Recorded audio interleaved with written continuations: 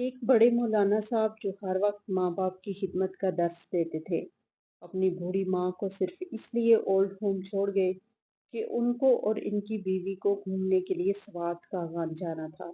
ایک ہفتے بعد بوڑھی ماں کو ان کی بیٹی اپنے ساتھ لے گئی، لیکن ماں کے بددعا کا ایسا اثر تھا کہ مولانا صاحب اور ان کی فیملی کی گاڑی کو پانی کا زوردار ریلا بہا کر لے گیا۔ جب یہ خبر ان کی ماں تک پہنچی تو میرا نام ہاجرہ ہے اور میری شادی کو 7 سال ہو چکے تھے۔ مجھے میری ماں کی بہت یاد آتی تھی کیونکہ میری بھابھی بڑی لاپرواہ تھی۔ میرے بھائی کا نام سلمان تھا، وہ اپنی پسند سے لڑکی لے کر آیا تھا۔ خیر اب تو بھائی کی شادی کو بھی 5 6 سال ہو گئے تھے، ان کی کوئی اولاد نہیں تھی، لیکن پھر بھی وہ میری بھابھی کے ناز نخرے ایسے اٹھاتا جیسے ایک دن کی دلہن ہو۔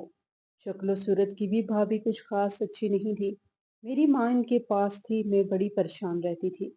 میرا شوہر میری ماں کو اپنے ساتھ نہیں رکھنے دیتا تھا، وہ کہتا تھا کہ ہم کیوں سنبھالیں، ان کی ذمہ داری ہے۔ ایک دن مجھے میری بچپن کی سہیلی کی کال آئی جو اسی محلے میں رہتی تھی جہاں میری ماں کا گھر تھا۔ کہنے لگی کہ یار تمہاری ماں کے گھر میں کوئی مسئلہ ہے، ان کے گھر کے پاس سے گزرو تو گندی بدبو آ رہی ہے۔ میں یہ سن کر حیران ہوئی۔ میں نے کہا کہ جب سے گھر بھابھی کے حوالے ہوا ہے ویسے بھی گھر اتنا گندا رہتا ہے کہ ہر چیز سے بدبو آتی ہے۔ فکر نہ کرو، ایسی کوئی بات نہیں ہوگی۔ وہ کہنے لگی کہ نہیں یار، لیکن وہ لوگ تو گھر پر ہی نہیں ہیں۔ میں حیران ہوئی کہ کہاں گئے ہوں گے، کیونکہ جب بھی وہ کہیں جاتے تھے تو میری ماں کو تو ساتھ لے کے جاتے نہیں تھے۔ اسی لیے میں سمجھ گئی کہ معاملہ کچھ گڑبڑ ہے اور میں نے اپنے گھر جانے کا فیصلہ کر لیا تاکہ جا کے چپکے سے چیک کروں کہ وہاں کیا ہو رہا ہے۔ میں نے جلدی سے اپنے شوہر سے کہا کہ مجھے امی کے گھر جانا ہے، تو وہ بولا کہ روز روز کی امی امی تمہیں تو اپنے نیکی کی پڑی ہے۔ میں نے کچھ جواب نہ دیا اور اپنے بیٹے کو تیار کر کے رکشہ لیا اور امی کے گھر کی طرف نکل پڑی۔ راستے میں دل بہت گھبرا رہا تھا، بار بار دل میں خیال آ رہا تھا کہ کہیں کوئی بڑی بات نہ ہو۔ گھر کے قریب پہنچی تو محلے میں کچھ عورتیں کھڑی تھیں جنہوں نے مجھے دیکھ کر نظریں چرائی۔ میں نے دروازہ کھٹکھٹایا تو کوئی جواب نہ آیا۔ میں نے دروازے کو دھکیلا تو وہ آہستہ سے کھل گیا۔ اندر داخل ہوتے ہی مجھے سانس لینا مشکل ہو گیا، شدید بدبو کا سامنا ہوا۔ میں نے ناک پر دوپٹہ رکھ کر اندر قدم رکھا تو ہر چیز بکھری ہوئی تھی۔ گھر میں ایک ہوکا عالم تھا اور امی کا کہیں نام و نشان نہ تھا۔ میرے دل کی دھڑکن اور تیز ہو گئی۔ میں کمرے کمرے میں جا کر امی کو آوازیں دینے لگی، لیکن کوئی جواب نہ ملا۔ کچن کی طرف گئی تو دیکھا چولہا بجھا ہوا تھا اور برتنوں میں پرانے کھانے کے آثار تھے اور فرش پر جگہ جگہ میل جمی ہوئی تھی۔ مجھے لگا شاید امی کسی ہمسائے کے ہاں ہوں، لیکن دل ماننے کو تیار نہ تھا۔ آخر میں نے سوچا کہ واش روم دیکھوں۔ جیسے ہی میں نے غسل خانے کا دروازہ کھولا تو میری چیخ نکل گئی۔ باتھ روم میں ایک بلی پڑی ہوئی تھی جو اب اس دنیا میں نہیں تھی اور اس کی وجہ سے یہ بدبو آ رہی تھی۔ گھر کی حالت دیکھ کے لگتا تھا کہ وہ لوگ تو شاید کافی دنوں سے یہاں پر تھے ہی نہیں۔ لیکن پھر میری ماں کہاں تھے، کیونکہ وہ کبھی بھی میری ماں کو ساتھ لے کر نہیں جاتے تھے۔ بھائی کو فون ملایا، بھائی تو یہاں پہ رہ کر بھی میرا فون نہیں اٹھاتا تھا، لیکن دعا تھی کہ آج فون اٹھا لے۔ اس نے حسب معمول میری کال نہیں سنی۔ بھابھی کو فون ملایا تو پتہ چلا کہ یہ نمبر تو بند ہے۔ اب کیا کرتی، کہاں جاتی؟ بھابھی کی ایک بہن تھی، وہ بھی بڑی بدتمیز عورت تھی۔ سوچا کہ چلو اس سے بات کر کے دیکھتی ہوں۔ جب اس کا فون کیا تو وہ کہنے لگی کہ ہاں، وہ لوگ تو گھومنے پھرنے ناران کاغان گئے ہوئے ہیں۔ میں نے کہا کہ ناران کاغان گئے ہیں تو پھر میری ماں کو ساتھ لے کر گئے ہیں؟ وہ کہنے لگی یہ تو مجھے نہیں پتا، پر وہاں سے ان کی تصویریں آ رہی ہیں، سٹیٹس وغیرہ دیکھ رہی ہوں، بڑے خوش پھر رہے ہیں۔ میں نے فون بند کر دیا اور سوچنے لگی کہ میری ماں تو ٹھیک سے چل بھی نہیں سکتی، ان کا تو اتنا خیال کرنا پڑتا ہے کہ ان کو اپنے ساتھ تو نہیں لے کے گئے ہوں گے، اور پھر میری ماں کہاں ہے؟ میں 2 3 دن اتنی پریشان رہی، میں ہی جانتی تھی۔ پھر بالآخر مجھے میرے بھائی کی طرف سے ایک کال وصول ہوئی، خوشخبری مل گئی۔ میرے لیے تو خوشخبری تھی جو میری کال ہی نہیں اٹھاتا تھا۔ میں نے کہا کہ گھر میں بدبوئیں آ رہی ہیں، تم لوگ گھر پر نہیں ہو، ماں کہاں ہے؟ کہنے لگا ماں تو ہمارے ساتھ نہیں ہے۔ میں نے کہا پھر ماں کہاں ہے؟ تو کہنے لگا میں تو ان کو چھوڑ آیا کسی رشتہ دار کے گھر میں۔ मैंने कहा कि इस रिश्तेदार का घर मुझे बताओ। तुम्हारे और मेरे रिश्तेदार तो एक ही है ना, पता तो चले किस रिश्तेदार के घर छोड़ा है। तो कहने लगा कि मुझे अभी नहीं पता, मैं तुम्हें थोड़ी देर बाद फ़ोन करता हूँ। इसके बाद इसने फिर से फ़ोन काट दिया और इसके बाद मेरा फ़ोन नहीं उठाया। मैं बड़ी परेशान हो गई कि ये दोनों तो अपनी मस्तियों में थे, लेकिन मेरी माँ कहाँ थी? बहुत पता करने के बाद, परेशान होने के बाद और अपने शौहर से भी बातें सुनने के बाद अपने घर के मसले ख़त्म नहीं होते, जो तुमने एक नई मुसीबत बनाई कि तुम्हारी माँ कहाँ गई। फिर भला आखिर मुझे खबर मिल ही गई। पता चला कि मेरे सफ़ेद खून भाई वाले भाई ने माँ को एक ओल्ड हाउस में छोड़ दिया था। वहाँ का पता मिल गया। अपने बेटे को साथ लेकर वहाँ चल पड़ी। जाकर देखा तो ये बहुत बड़ी अजीब सी जगह थी। ओल्ड हाउस तो ये था, लेकिन शायद ये कोई सरकारी अदारा था। यहाँ तो जेल वाला माहौल लग रहा था। बाहर बूढ़ी औरतें बैठकर अपने कपड़े खुद धो रही थी, खाना पक रहा था, लेकिन आज हर तरफ गंदगी ही गंदगी थी। चूहे इधर से उधर भाग रहे थे।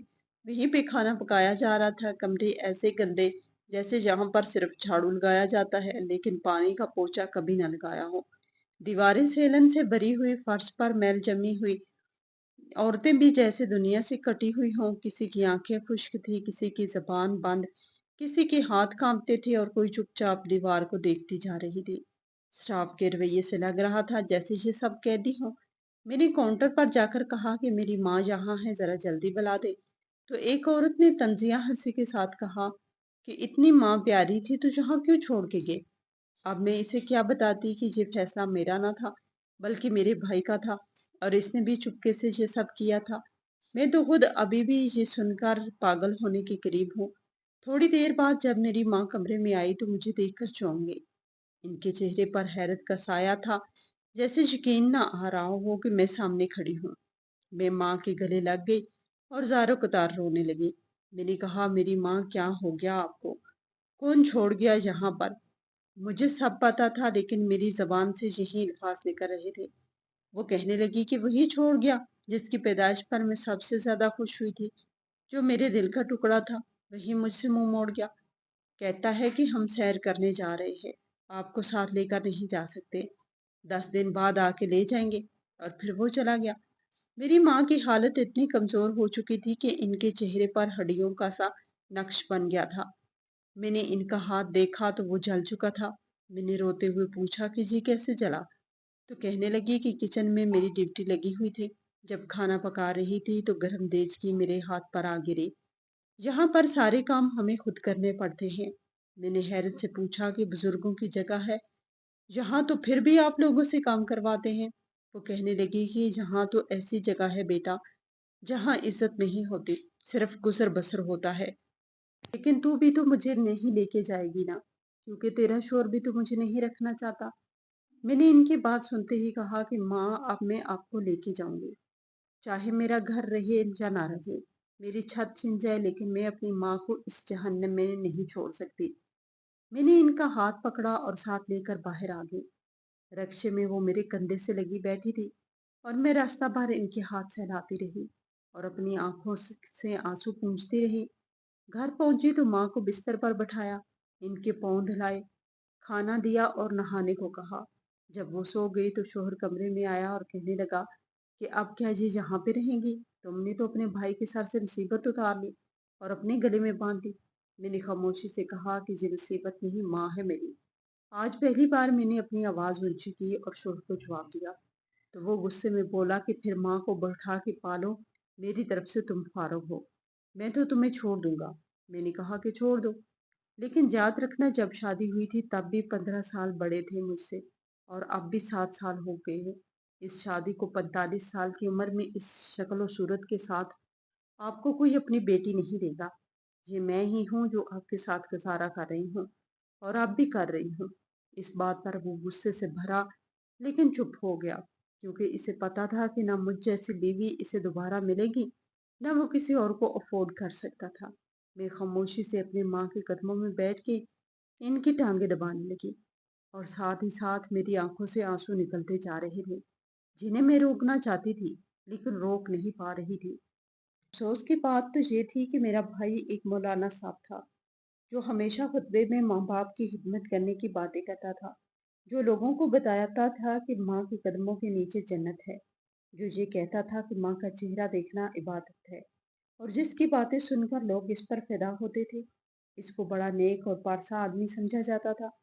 जुमे के दिन जब वो मस्जिद में बोलता था तो सामने बैठे हुए लोग आंखों में आंसू लिए इसकी बातों को सुनते थे और दुआएं देते थे कि वो मेरा शोहर भी इसका दोस्त था। इसी दोस्ती की बुनियाद पर इसने मेरा रिश्ता मांग लिया और मेरे भाई ने बस अपनी जान छुड़वाने के लिए मेरा हाथ इसके हाथ में दे दिया। मेरे शोहर का मेरे साथ कोई जोड़ ना था। वो मुझसे उम्र में बड़ा था, सूरत में कमतर था और सोच में तंग नजर था। भाभी ने 2 नंबर रखे हुए थे। 1 नंबर पर तो उन्होंने मुझे ब्लॉक कर दिया था। हालांकि मेरा इनके साथ कोई झगड़ा भी नहीं था। ना मैंने कभी बदतमीजी की थी, ना इनकी बुराई की थी, ना इनसे कुछ मांगा था। सिर्फ यही कहती थी कि मेरी माँ का ख्याल रखा करो। जब मैंने इनकी बहन से कहा कि जो स्टेटस लगाए जा रहे हैं वो ज़रा मुझे भेज देना, तो इसने ऐसे जैसे तस्वीरें भेजी तो मैं हैरान रह गई। मेरी आंखें खुली की खुली रह गई। वो लोग तो वहां जाके अपनी तहजीब और शराफत भी भूल गए थे। मेरा भाई जिसकी हर बात में इस्लाम होता था, जिसके हर जुमले में पर्दे की तलकीन होती थी, जो हर वक्त कहता था कि औरत को अपने दायरे में रहना चाहिए, वो अपनी बीवी को नहीं देख रहा था। जो जीन्स पहनकर खड़ी थी, जिसके सर पर दुपट्टा तक न था और अजीबोगरीब अंदाज में तस्वीरें बना बना कर पोस्ट कर रहे थे। एक तस्वीर में वो दोनों पहाड़ के किनारे खड़े थे और वो हंस रही थी, जबकि माँ जहाँ ओल्ड हाउस में रो रही थी। मेरे दिल में आग लगी। मैंने कानों को हाथ लगा लिए और सोचने लगी कि इंसान की असल हकीकत सिर्फ तब सामने आती है जब इसका इख्तियार होता है। जब मेरी माँ सोकर उठी तो मैंने इनके करीब जाकर बैठ गई।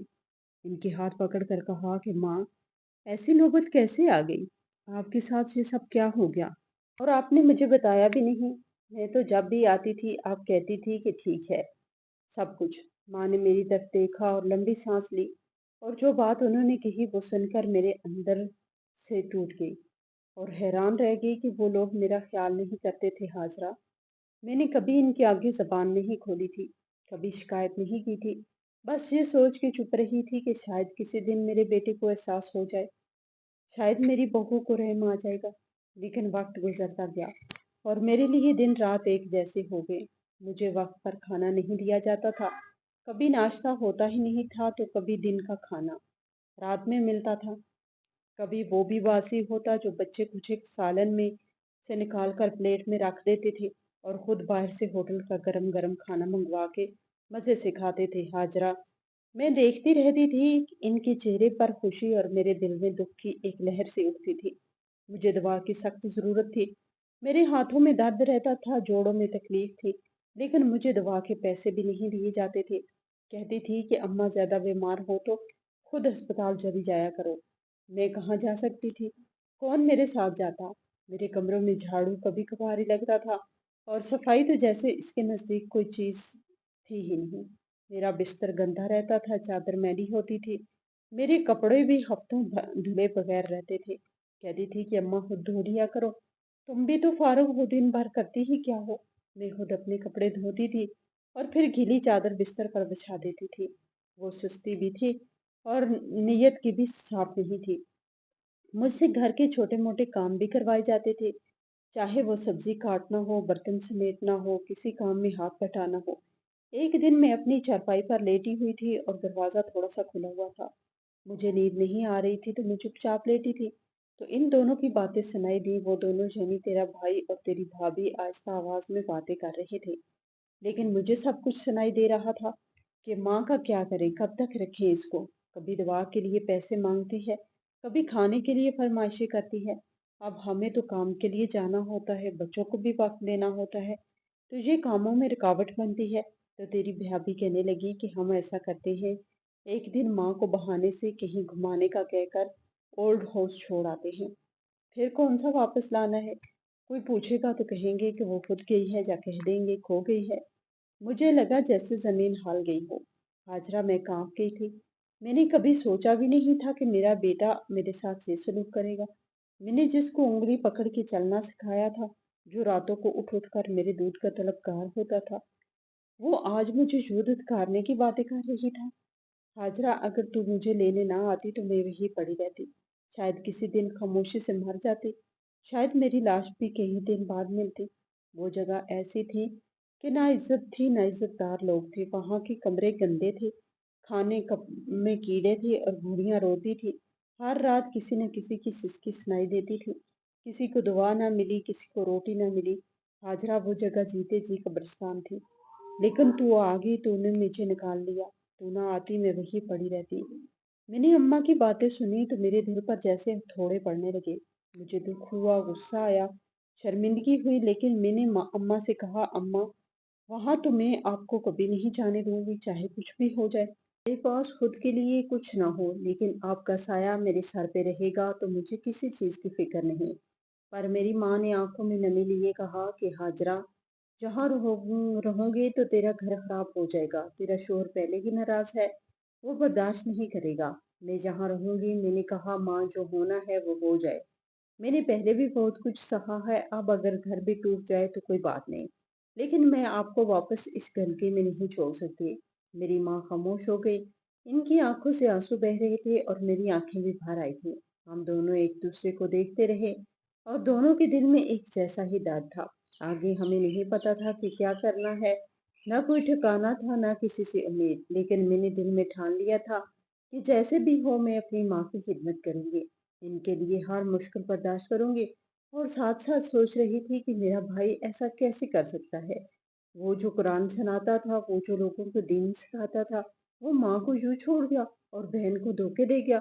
वो दोगलापन दिखा गया और जीन्स पहनकर तस्वीरें बनवाने वाला आलम कैसा आलम था, जो माँ की आंखों से गाफिल था, जो अपनी माँ को गंदे बिस्तर पर छोड़ आया। वो कैसा भाई था जो अपनी बहन से नजरें चुरा गया।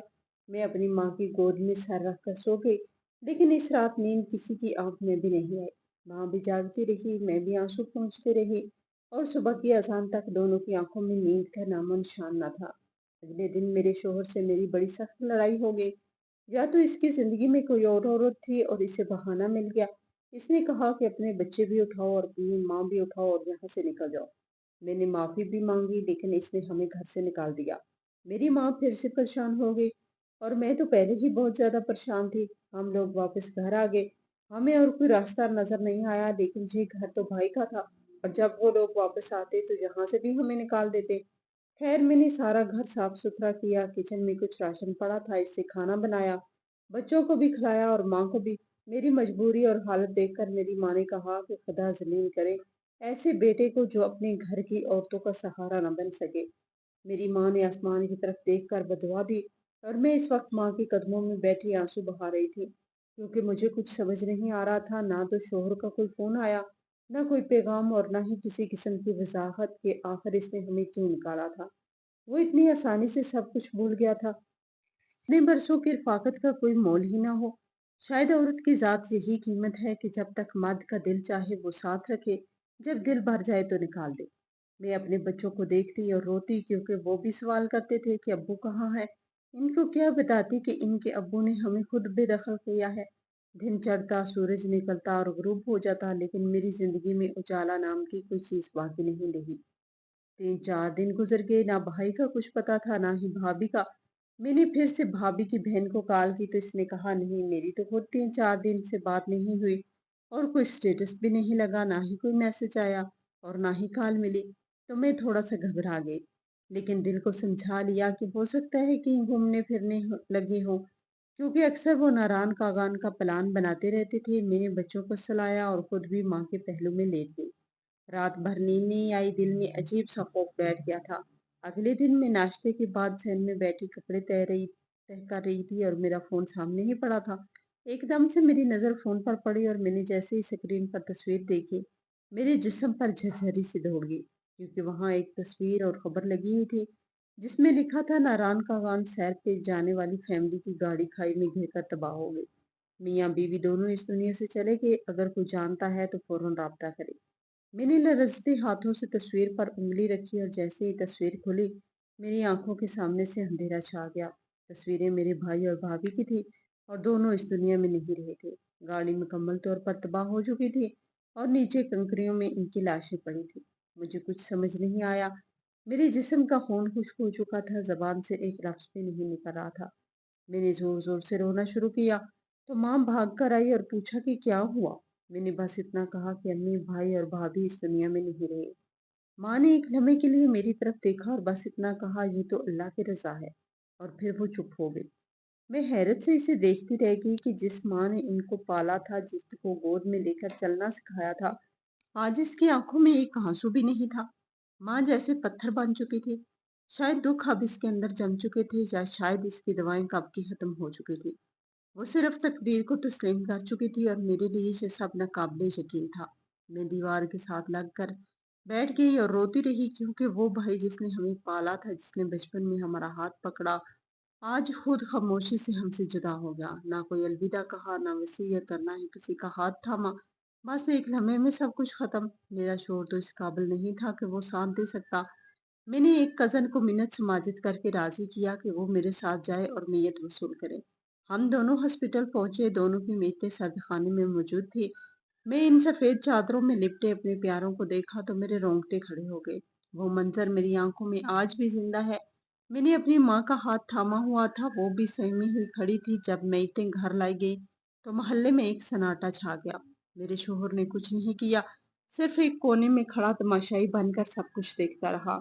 मेरी माँ ने बहादुरी दिखाई, वो तो सदमे से चूर थी, मगर फिर भी दूसरों के सामने मजबूत बनकर खड़ी रही। हमें कहा गया कि जल्दी जल्दी तदफीन कर दें, क्योंकि मैयतें कई दिन पुरानी थी और हालत ज्यादा बेहतर नहीं थी। दोपहर के वक्त दोनों जनाजे उठाए गए और 1-2 घंटों में मिट्टी के हवाले कर दिया गया। मोहल्ले के लोग भी अफसरदा थे, भाभी के घर वाले भी आए हुए थे, वो भी बहुत परेशान थे, क्योंकि इनकी बेटी भी जवानी में बेवा हो गई थी और इनके चेहरे पर अफसोस और दुख के साए थे। मैं और मेरी माँ जब तन्हा हुई तो हम दोनों फूट फूट कर रोए। मैयतों के बाद घर सुनसान लगने लगा। हर कमरा, हर दीवार, हर चीज इनकी याद दिलाती रही। कई दिन तक हम इसी कैफियत में रहे। एक दिन मुझे कानूनी तौर पर पता चला कि मैं इस घर की मुकम्मल वारिस हूँ, क्योंकि मेरे वालिद ने एक वसीयत छोड़ी थी जिसमें लिखा था कि इनके बाद ये जायदाद सिर्फ इनकी बेटी और नवासों की है। मेरे भाई ने तो अपनी जिंदगी में मेरा हिस्सा खा लिया था, लेकिन अब वो भी इस दुनिया से जा चुका था। ये घर जो 12 मरले का था, जिसकी कीमत इस जमाने में 1.5 करोड़ रुपए थी, अब मेरे नाम हो चुका था। जब ये बात मेरे शोहर को मालूम हुई और यकीन हो गया जिद को वाकई अब घर की मालिक बन गई है, तो वो पहले जो हमें छोड़ चुका था अब दौड़ा चला आया। अपनी औकात भूल कर इसने माफी मांगी, आंखों में आंसू भर के बोला, तू मेरी बीवी है, मेरे बच्चों की माँ है, मैं तुम्हारे बगैर नहीं रह सकता। मैंने कुछ देर के लिए इसे देखा, सोचा कि वाकई जी मेरे बच्चों का बाप है और बच्चे अभी छोटे हैं। अकेले पालना मेरे बस में नहीं होगा। मैंने इसकी बात मान ली और इसे घर में रहने की इजाज़त दे दी। अब वो वापस अपने तमाम सामान के साथ घर आ गया और एक बार हम इकट्ठे रहने लगे। मेरे भाई ने अपनी ज़िंदगी में एक कारोबार में सरमाया लगाया था। इस कारोबार से हर महीने कुछ न कुछ रकम आती थी। ये तमाम पैसे मैं अपनी अम्मी के हाथ में रखती थी। मेरी माँ एक ईमानदार और मोहब्बत करने वाली खातून थी। वो कभी भी मेरे बच्चों का हक मारने वाली नहीं थी। वो हर महीने इन पैसों से हमारे लिए राशन मंगवाती थी, फल फ्रूट लेके आती थी। घर का माहौल पहले जैसा खाली और अफसरदा नहीं रहा। माँ की मौजूदगी ने सब कुछ संभाल लिया था। मुझे कहते हुए अजीब लगता है, लेकिन अब हमारी जिंदगी संवरने लगी थी। पहले जो मुश्किलात थी वो कम हो गई। हमें खाने पीने की परेशानी रही नहीं रही। मेरी माँ हर कदम पर मेरे साथ खड़ी रही। वो दिन रात मेरी मदद करती, मेरी हिम्मत बंधाती। मेरी माँ मेरे लिए किसी नेमत से कम न थी। वो अक्सर कहती, बेटी मैं जानती हूँ तेरे साथ जिंदगी ने अच्छा सलूक नहीं किया, लेकिन अब अल्लाह ने तुझे ये घर दिया, ये बच्चे दिए, और इन बच्चों की खातिर अब हिम्मत से जीना है। मैं इसकी बातों से हौसला पाती और सोचती, वाकई अब पीछे मुड़ के देखने का फायदा नहीं। बच्चों की मुस्तकबिल की खातिर खुद को संवारना है। अब मेरे शोहर भी कुछ बदल चुके थे। वो काम पे जाने लगे और थोड़ा बहुत कमाने लगे। अगरचा वो पहले जैसे गैर जिम्मेदारी से भरे इंसान थे, लेकिन शायद जिंदगी के हालात ने इन्हें सिखा दिया था कि घर कैसे संभालते हैं। मैंने भी दिल बड़ा करके इनके साथ सलूक बेहतर रखा, क्योंकि मुझे मालूम था अगर घर को चलाना है तो झगड़ों से कुछ हासिल नहीं होगा। और यूं एक बार फिर जिंदगी अपनी रफ्तार पर वापस आ गई। हालात पहले जैसे नहीं थे, लेकिन इतने बुरे भी नहीं थे। मेरे बच्चों के चेहरे पर खुशी देखकर मुझे सुकून मिलता। मैं अपने रब का शुक्र अदा करती जिसने मुझे सब कुछ लौटा दिया। अगरचा मेरी कुर्बानियां बहुत बड़ी थी, लेकिन इनका सिला मुझे मिल रहा था। और मुझे यही लगता कि जब इंसान सब्र करता है, अल्लाह इसके लिए कहीं न कहीं आसानी ज़रूर पैदा करता है। जब एक माँ अपने बच्चों को जन्म देती है तो वो सिर्फ इसके लिए एक जिंदगी नहीं लाती, बल्कि अपनी सारी जिंदगी इसके कदमों में रख देती है। वो इनके रोने पे जागती है, इनके हंसने पे मुस्कुराती है, इनके दर्द पर तड़पती है, इनकी भूख पर खुद का निवाला रोक लेती है, इनके सुख के लिए खुद दुख सह लेती है। इसका दिल सिर्फ अपनी औलाद के लिए धड़कता है। इसकी ख्वाहिश, इसकी ख्वाहिश, इसकी दुआएं, सब कुछ औलाद के गिर्द घूमता है। एक माँ अपने हाथों की नरमाई, अपने चेहरे की रौनक, अपनी कमर की ताकत, अपनी आंखों की बेनाई, अपनी नींद, अपना सुकून, अपना लिबास, अपना खाना, सब कुछ औलाद की परवरिश पे लौटा देती है। और इस वक्त भी मुस्कुराती है जब वो खुद अंदर से टूट रही होती है। वो बच्चों को अपने आंचल की छांव में पनाह देती है, खुद धूप में जलती है। इसके बच्चों पर कोई आँच ना आए, कोई तकलीफ आए, वो हर कदम पर इनके लिए दुआ गो रहती है। लेकिन जब वही बच्चे जिनके लिए इसने अपना सब कुछ वार दिया होता है, इसकी इज्जत का ख्याल ना करें, इसका हाल ना पूछें, इसके बीमार जिस्म की दवा का बंदोबस्त ना करें, इसके कपड़े साफ ना करें, इसके बिस्तर की सफाई ना करें, इसे वक्त पर खाना ना दें, इसे अपने आराम में खलल समझें, और जब वो कमजोर हो जाए तो इसे बोझ समझकर घर से निकालने की बात करें, तो फिर इस माँ के सीने से जो आह निकलती है वो सीधी अर्श को हिला देती है। क्योंकि माँ के दिल से निकलने वाली दुआ और बद्दुआ में बहुत फर्क होता है। दोनों में आंसू होते हैं, दोनों में दर्द होता है, दोनों में तड़प होती है, लेकिन दुआ में उम्मीद होती है और बद्दुआ में टूटा हुआ दिल होता है। जिस औलाद के लिए माँ ने दुनिया की नज़रों में खुद को फरामोश कर दिया हो, जिसके लिए हर कुर्बानी दी हो, जब वही औलाद उसे ओल्ड होस्ट जैसी जगह पे फेंक दे, तो माँ कैसे खामोश रह सकती है? वो माँ कैसे बद्दुआ न दे? वो माँ जो हर रोज दरवाजे की तरफ उम्मीद से देखती हो कि शायद आज मेरा बेटा मुझे सीने से लगाए, शायद आज मेरी बहू मुझे दबा दे, शायद आज कोई मेरे पास बैठे, शायद आज कोई मेरा हाल पूछे।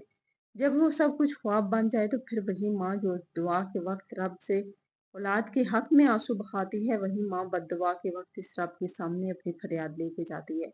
तो फिर जालिम औलाद को किसी और की सजा की जरूरत नहीं पड़ती, वो माँ की बद्दुआ ही काफी होती है। इसके लिए जो लोग अपनी माँ को बोझ समझते हैं, जो माँ को वक्त पे खाना नहीं देते, दवा नहीं निकालते देते, फिर घर से निकालने का मंसूबा बनाते हैं, वो ये ना भूलें कि माँ का दिल टूट जाए तो फिर इसका साया हमेशा के लिए उठ जाता है।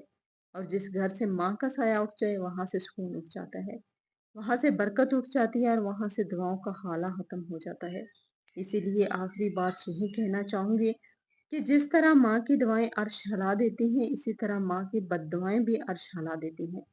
क्योंकि एक माँ ने अपनी औलाद के लिए जितनी कुर्बानी दी होती है, इतनी कुर्बानी किसी और ने नहीं दी होती। अपने जिस्म से लेकर अपनी रातों की नींद तक वो अपनी औलाद के लिए कुर्बान कर देती है। और ऐसी औलाद जब इसे बोझ समझे और बहाना लगाकर कहीं दूर फेंक आए, तो फिर इस माँ के दिल से बद्दुआ नहीं निकले तो क्या निकले। आज की हमारी ये कहानी कैसी लगी? कमेंट बॉक्स में अपनी राय का इजहार ज़रूर करें, और मज़ीद इस तरह की सबक आमोज़ कहानियाँ सुनने के लिए हमारी वीडियो को लाइक करें, शेयर करें और हमारे चैनल को सब्सक्राइब करें।